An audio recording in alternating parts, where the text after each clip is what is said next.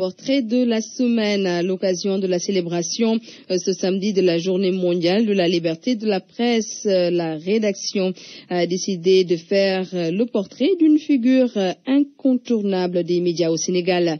Le grand Mamlès Camara, journaliste, formateur, analyste politique.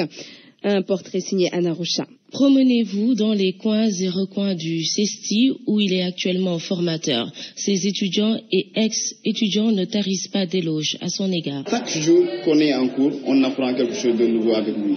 Il est ouvert parce qu'en classe, l'ambiance est toujours bonne avec lui.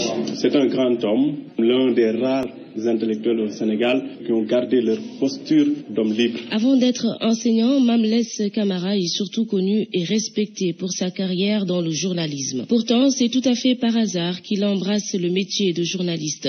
En 1980, alors qu'il préparait un certificat de maîtrise en philosophie, Mamlès Camara était déjà inscrit en 2e année de droit. C'est un ami qui m'a un peu encouragé à le faire et c'est comme ça que j'ai fait le concours du CESTI. J'ai presque de la jalousie à l'endroit de ceux de mes confrères qui ont eu une vocation précoce, qui l'ont cultivée et qui sont devenus ce qu'ils ont toujours eu l'ambition d'être. Moi, je dois dire que jusqu'à l'âge de 24 ans, je ne savais pas qu'un jour je serais journaliste. Ses premiers pas dans la profession, c'est à la RTS. Affecté à Saint-Louis, le doyen fréquente des hommes de radio, chope lui aussi le virus et rencontre celle qui deviendra sa future femme. En 1994, il devient secrétaire général du SYNPICS. Après 2 ans de mandat éprouvant, le Rufisquois veut lâcher prise. Mais lors du congrès de 1996, surprise, il est réélu par acclamation. J'ai rempilé,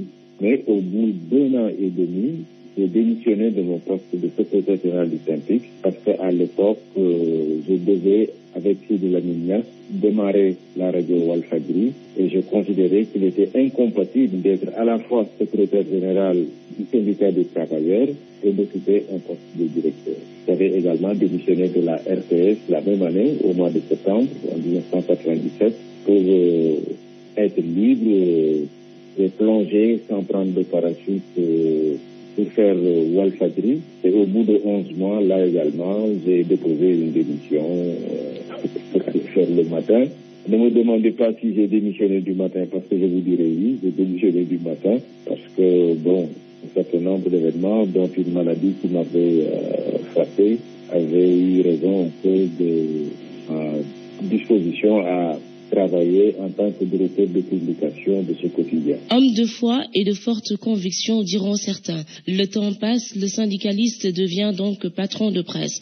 2 postures, des problèmes différents, mais toujours le même objectif, assumer ses charges. La plupart, si ce n'est tous les professionnels des médias au Sénégal s'accordent à le dire, Perlès est une source de motivation, de fierté et d'inspiration pour la nouvelle génération de journalistes. Dès la 3e année, je considère ces étudiants plus comme des confrères, comme des consoeurs, que véritablement comme des étudiants. Analyste politique reconnu, Mamlès Camara, on l'admire pour son intellect. Oui, en 2007, les candidats au baccalauréat pour leur épreuve de français ont planché sur le discours inaugural du journaliste prononcé lors de l'ouverture du colloque scientifique de la Biennale des Arts et des Lettres en 1992. On l'admire aussi pour ses qualités humaines.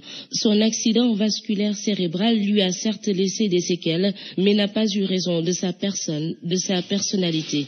Bien sûr, le style fait l'homme.